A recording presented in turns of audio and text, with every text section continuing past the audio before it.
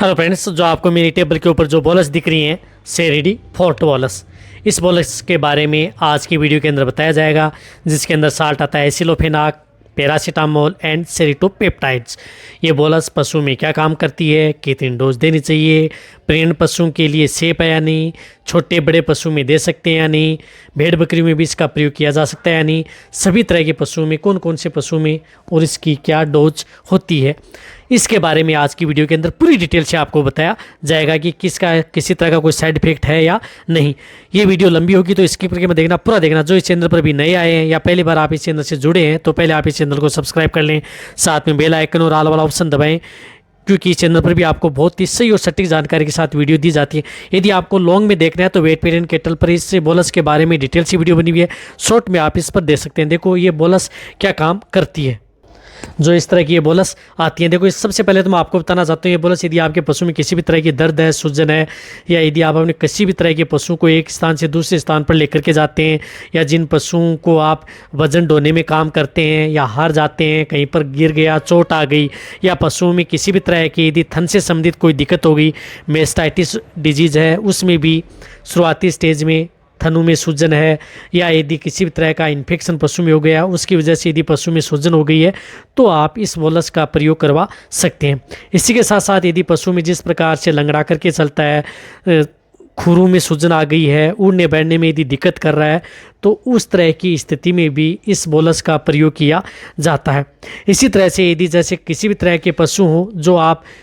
उठने बैठने में तो दिक्कत करते ही करते हैं, साथ में जो लंगड़ा करके चलते हैं या जो दर्द महसूस करते हैं, या जिन्हें कहीं पर चोट आ जाती है, कहीं पैरों पर चोट आ जाती है, शरीर के किसी भाग पर चोट लग जाती है, वहाँ पर स्वेलिंग आ जाती है, सूजन आ जाती है, तो उस स्थिति में भी आप इस बोलस का प्रयोग उन पशुओं में करवा सकते हैं। इसी तरह से यदि पशुओं में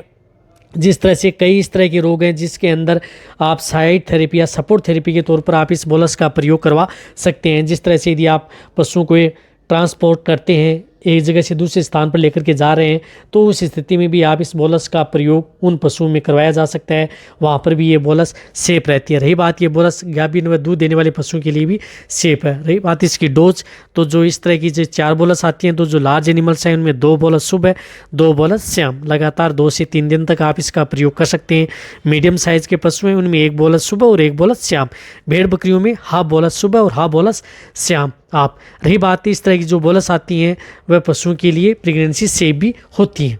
इस बोलस का प्रयोग यदि पशु में जिस प्रकार से डिसेंट्री है, पेचिस है, डायरिया है, खून फेंक रहा है, तो उस स्थिति में आप इस बोलस का प्रयोग उन पशुओं में नहीं करवाना चाहिए। इस बात का आपको ज़रूर ध्यान रखना है। यदि पशु ज़्यादा खून फेंक रहा है, पस फेंक रहा है, तो उस स्थिति में आप इस बोलस का प्रयोग न करवाएं। अन्यथा जो बीमारियां मैंने बताई थी, दर्द, सूजन, बुखार के तौर पर भी आप इस बोलस का प्रयोग करवा सकते हैं। पशुओं में या जुकाम हो गई, बुखार हो गई, तो भी आप यानी टेम्परेचर तोड़ने के लिए भी और दर्द को भगाने के लिए भी इस बोलस का प्रयोग पशुओं में करवाया जाता है।